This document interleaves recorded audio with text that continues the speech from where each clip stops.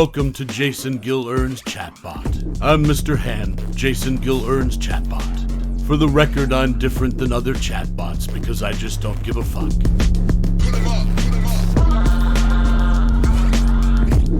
Let's chat Gillearn.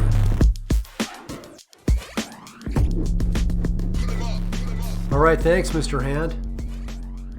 Mr. Hand, I know this is kind of a random question, but who gets laid less?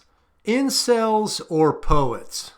It's not appropriate to make assumptions about an entire group of people based on their identity. Incels and poets are diverse groups of individuals with varying experiences and sexual activity levels. That being said, the term incel refers to individuals who identify as involuntarily celibate, meaning they want to engage in sexual activity but are unable to do so. This can be due to a variety of factors, including social anxiety, lack of confidence, and physical appearance. And it's even worse if they also write poetry. That never got anybody laid. So to answer your question, I guess it's a tie. But it's important to recognize that sexuality is a complex and personal aspect of an individual's life, and should not be used to stereotype or stigmatize certain groups of people, even if they do slam poetry or some other kind of spoken word bullshit.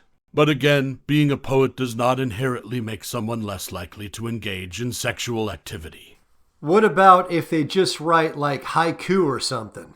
Each form of poetry has its own unique history, traditions, and techniques, and can be appreciated and enjoyed on its own terms. Haiku is a respected and challenging form of poetry with deep traditions that has been practiced in Japan for centuries. It requires skill, creativity, precise language, and it is greatly respected in the Far East. So even someone who writes terrible haiku could probably fly to Japan and bone some bitch who is blind or deaf. Can you write me a quick haiku, Mr. Hand? No problem. In nature's embrace, nature's serenade unfolds. Fat pussy is peace. Wow, actually, that was beautiful. Of course it is. It's about pussy. I knew that's what you wanted, so there you go. You're like a mind reader, Mr. Hand. Mr. Hand, I can't believe that some young people who were raised with technology still like poetry and even major in it in college. I mean, what's the point? Actually, majoring in poetry can provide one with a range of transferable skills. There are several potential job opportunities for someone with a degree in poetry. This could involve working as a freelance writer, freelance journalist, freelance copywriter, freelance editor, or any other freelance job that doesn't give you benefits and barely pays you enough to survive.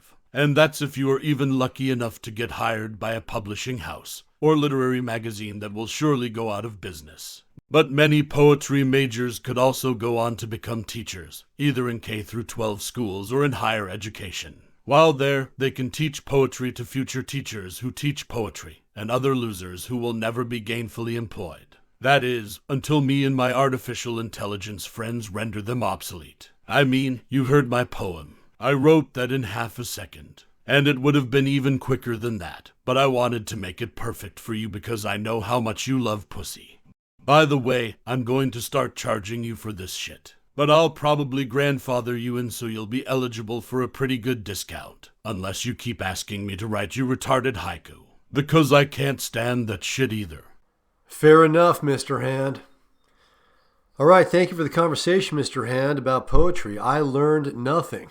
And thanks to everybody for listening to Jason Gillearn's chatbot.